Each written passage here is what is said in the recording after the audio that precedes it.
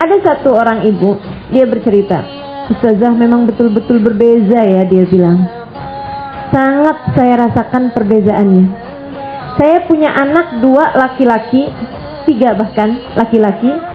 Dia bilang sebelum saya jumpa majelis ilmu, sebelum saya hadir di majelis-majelis ilmu, kemudian saya mulakan hadir majelis ilmu, anak saya yang ketiga tuh udah mulakan jalan, sudah mulakan. Saya kemudian hamil kembali. Jadi dia hadir di majelis ilmu, kemudian dia hamil yang keempat. Dia bilang semasa saya yang 3 itu, saya belum kenal majelis ilmu. Yang keempat ini sudah betul-betul kenal majelis ilmu. Saya tahu persis apa yang harus saya lakukan di masa hamil. Saya selalu ajarkan kepada mereka jangan jauh-jauh dari Al-Quran, jangan jauh-jauh dari Nabi Muhammad, jangan jauh-jauh dari sholawat kepada Nabi. Saya selalu sampaikan kepada mereka perasaanmu ketika hamil mempengaruhi keadaan bayi nantinya ketika lahir. Anakmu akan menjadi seperti apa dimulai dari saat engkau hamil anak tersebut. Berpengaruh. Yang ia selalu dengarkan di saat ia berada dalam rahimmu, itu akan menjadi sesuatu kesenangannya ketika ia sudah keluar di atas muka bumi. Jadi kalau ibunya semasa hamil gemar mendengar Al-Quran, suka mendengarkan sholawat, nah itu begitu nanti dia besar, ia pun akan suka seperti itu. Memiliki kecenderungan, memiliki kecondongan, memiliki mail, memiliki kesukaan secara otomatis terhadap apa yang ia biasa dengar di rahim ibunya. Maka kalau semasa hamil suka nonton film India, mohon maaf kalau kemudian anaknya tak boleh lihat hujan jadi ingin menari-nari. Saudariku sekalian yang saya muliakan, nah itu semuanya berpengaruh dari sejak hamil. Dia pun kemudian bercerita, sahabat saya ini dibilang semasa saya hamil tuh Ustazah, yang keempat ini sudah tahu persis apa yang harus saya lakukan. Sehingga kemudian saya mentertibkan kegiatan-kegiatan saya bersama dengan suami ataupun dengan diri sendiri. Saya jadwalkan, jangan ada satu malam yang terlewat tanpa tahajud. Saya jadwalkan dalam hari-hari saya, jangan ada satu hari terlewat tanpa membaca Al-Quran. Saya jadwalkan untuk hari-hari saya sholawat kepada Nabi Muhammad, hadir di majelis ilmu dan seterusnya. Saya sampaikan kepada anak saya hal-hal yang baik-baik. Saya jaga lisan saya sepanjang hamil. Jangan sampai terkeluar kata-kata yang menyakitkan hati suami ataupun kata-kata yang kemudian akan saya sesali. Dia bilang sampai kemudian datang waktu melahirkan, saya pun tahu apa yang harus saya lakukan. Sepanjang melahirkan tuh saya banyak-banyak baca ya Latif. Saya selalu ajarkan itu.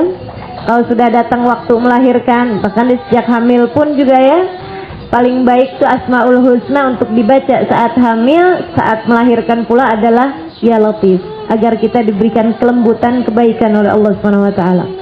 Begitu lahir pun saya sudah minta suami untuk berjaga. Begitu lahir kemudian diazankan telinga kanan, diqomati di telinga yang kiri, kemudian dibacakan ayat wa inni u'idzuha bika wa dzurriyyataha minasyaitonir rajim. Karena katanya Nabi Muhammad kalau ada anak bayi lahir dibacakan itu di telinganya, fala yadurruhu ummu sibyan, maka tidak akan berbahaya baginya ummu sibyan. Siapa ummu sibyan? Setan yang suka mengganggu-ganggu anak. Ada apa setan mengganggu anak? Buat ganggu orang tuanya. Makanya ada anak kalau ibunya mau belanja, mau pergi keluar, mau shopping, tak jadi soal. Tapi begitu ibunya mau pergi hadir majelis, wah, nangisnya luar biasa kerasnya. Ada anak ibunya nonton TV, tenang aja. Tapi begitu ibunya mau membaca Quran, wah, dia siksa ibunya, dia dera ibunya. Ditariknya rambut ibunya, dia luar biasa sekali. Ini anak ada kontrol dari ummu sibyan, setan tuh yang gangguin, buat mengganggu orang tuanya, untuk menghalangkan jalan kebaikan bagi orang tuanya. Ummu sibyan. Kata Nabi Muhammad, kalau ingin anaknya bebas dari ummu sibyan, dibacakan ayat itu ketika lahir, wa inni u'idzuha bika wa dzurriyyataha minasyaitonir rajim. Saya pun sampaikan juga begitu lahir dibacakan di telinga kanannya ayat surat inna anzalnahu fi lailatul qadar. Dalam satu kajian saya pernah mendengar guru saya mengatakan kalau ada anak lahir dibacakan surat inna anzalna sekali atau 3 kali, insya Allah sepanjang hidupnya tak akan berzina. Kita udah terlambat nih ya, anak-anaknya udah besar-besar nih kan. Tapi ada adik-adik juga nih yang belum menikah, insya Allah jadi bekalan.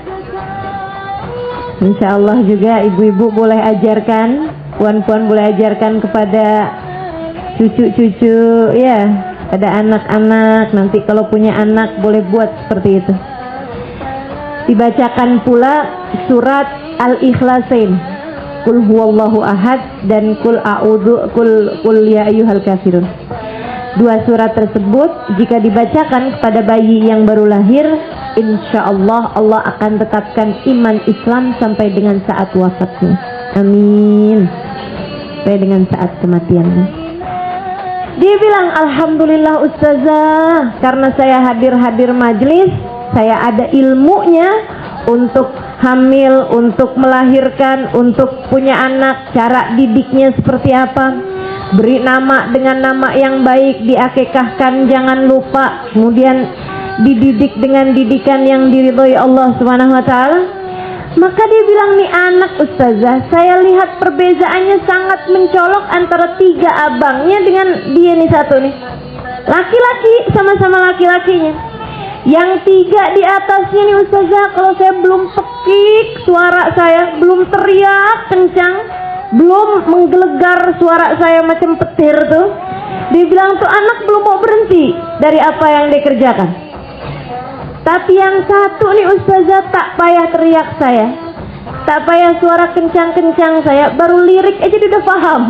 Iya mama. Subhanallah, tak saya buat lagi mah. Luar biasa. Begitu saya ada apa aja dia langsung deketin saya, mama maafin saya, mama maafkan saya, mama. Subhanallah. Subhanallah.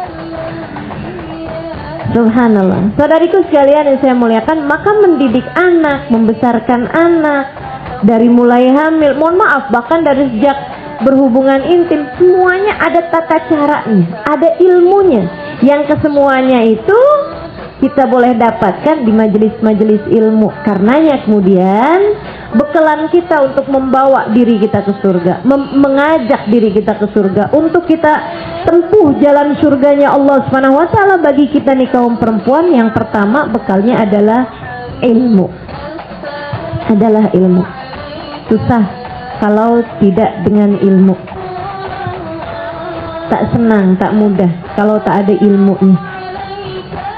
Perlukan ilmu, saudariku sekalian yang saya muliakan. Maka tuntut ilmu dari sejak kita kecil sampai dengan kita meninggal dunia. Terus jangan pernah berhenti menuntut ilmu.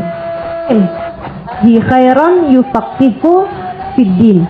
Siapa yang dikehendaki baik oleh Allah Subhanahu wa taala, Allah akan baginya pemahaman dalam perkara agama.